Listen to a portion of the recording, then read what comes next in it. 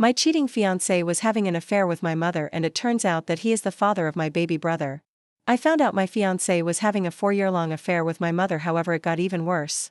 You see, 4 years ago my mother became pregnant from a drunken one-night stand, and my fiancé insisted that he'd help care for the baby.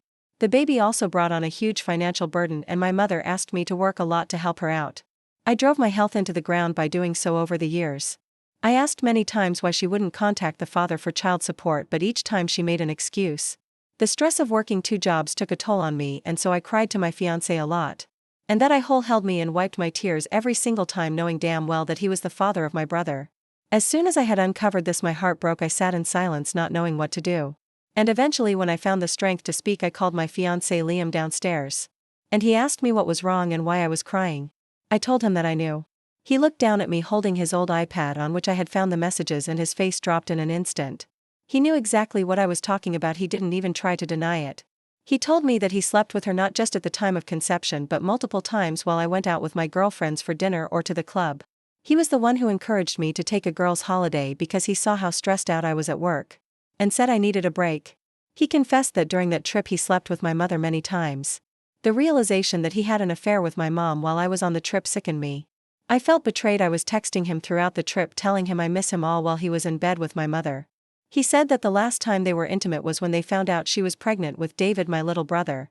He said they decided to keep everything a secret to avoid destroying our family. His words felt like daggers to my heart. With every moment I stared at him in disbelief. I told him I couldn't do this anymore. He begged and pleaded for me to stay.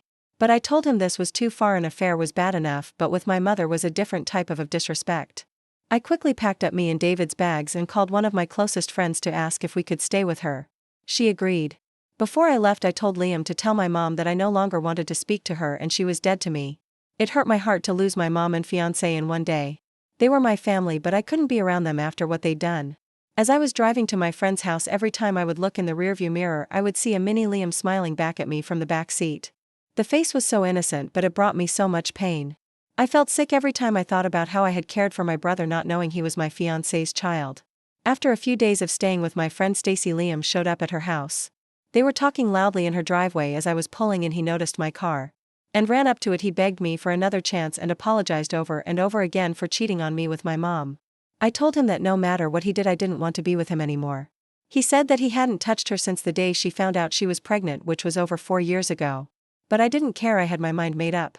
He then said he'd do anything to get back with me again.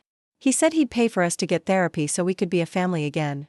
I told him that that wouldn't be necessary since I wasn't getting back with him. He then asked if he could at least see his son, and I said he could see him whenever he wanted. He asked to get him for the weekend with consistent partial custody. He swore up and down that he didn't want to be with my mom anymore. I said no, I was too angry with him. He hadn't cared about my wants or needs or even my feelings, so why should I? He became frustrated and told me this wasn't over, got in his car and sped off. The days I was staying with Stacy, I didn't tell her why me and Liam broke up. And after that encounter, she was speechless. I led her back inside and told her everything. I made sure David was in his room so he wouldn't hear us. I told her about Liam and my mom and how my ex-fiancé is the father of my mom's baby. And she stared at me with her mouth open the entire time. She was beyond perplexed. She told me she was sorry and that we could stay as long as we needed to. She said she was here to support me with whatever I needed and that she understood my decision not to give Liam partial custody. That night I felt heard. Stacy comforted me and validated my feelings. I thought that the rest of my family and friends should know the truth as well. Especially because I didn't want Liam to spread any lies about me. I posted on our family's Facebook group explaining my side of the story. And even shared the screenshots of the messages that I sent to myself from Liam's iPad. The group chat turned into an uproar. One of my aunts was accusing me of being a liar while the other side of the family was in support of me. They said they understood now why I had cut off my mom and fiancé. My grandparents, who were particularly close to my mom, both told me that I needed to delete the screenshots from the group chat. And I needed to stop spreading lies about their daughter. I said in response to that if Liam wasn't the father, then to ask her who the real dad was. I didn't get a reply from them. My cousin felt really bad about the situation and offered a room in her house for me to stay. I took her up on the offer because I no longer wanted to burden Stacy with my family drama. I decided that I needed to get a new job in a new city and to get far away from them as well. My cousin's house was a few states away, and I thought this would be the perfect place for me and David to stay for the time being. I was in the process of moving in with my cousin when I made a storytime post on Instagram about the infidelity. This did cause a stir in me and Liam's shared friend group. Some of them sided with me but others doubted my story. It was mainly the guys that he went to college with that denied my story. They'd known Liam from their fraternity and stood 10 toes behind him. Since everyone in the comments underneath my post, which got a bit more attraction than I ever meant it to, was cooking him and sending hate mail to his DMs. He deactivated his account shortly after his parents started contacting me. They said they hated to see Liam lose a girl like me.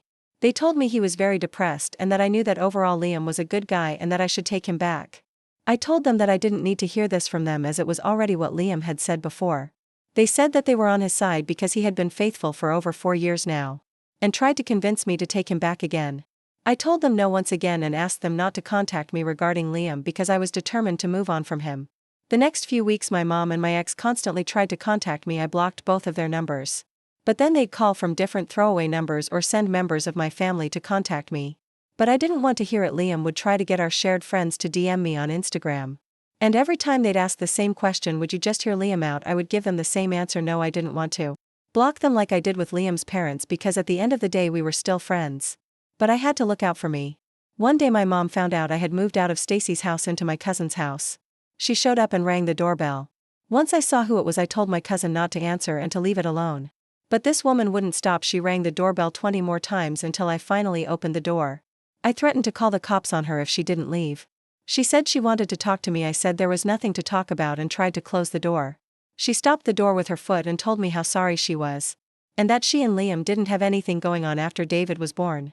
I told her again that I didn't care and wanted both of them out of my life.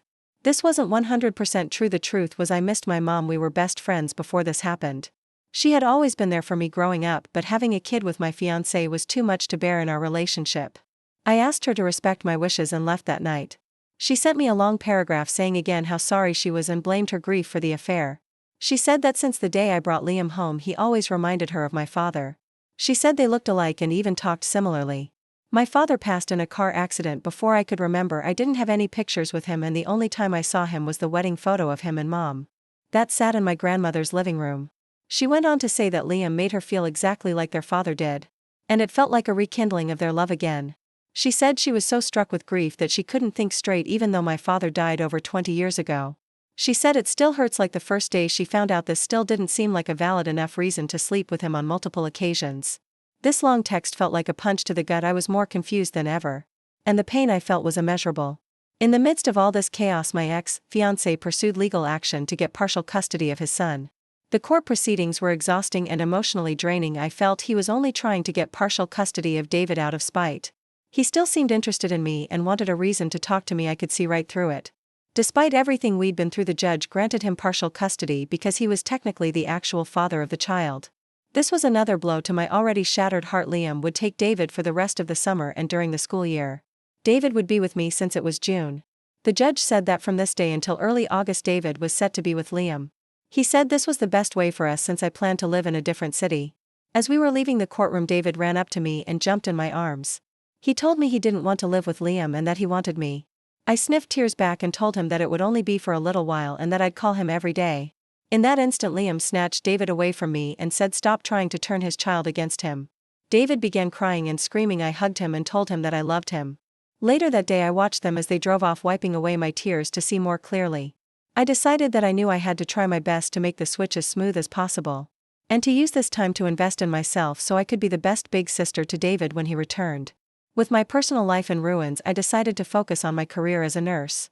I started to consider moving to a new city, somewhere I could start fresh and leave all these painful memories behind. It was a daunting thought, but I knew I needed to do something to move on.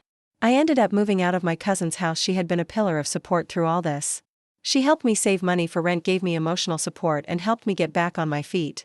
I moved to Georgia to get a nice home with plenty of land for David to run around on. I saved enough money to not worry about needing a job for the first few months. And even though I felt frozen by fear of the future, I began job hunting.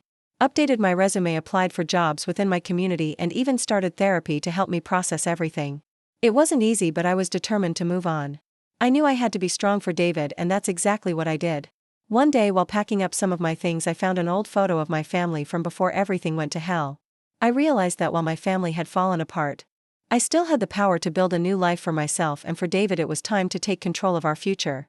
Thank you for watching. Please like and subscribe to my YouTube channel for more story like this.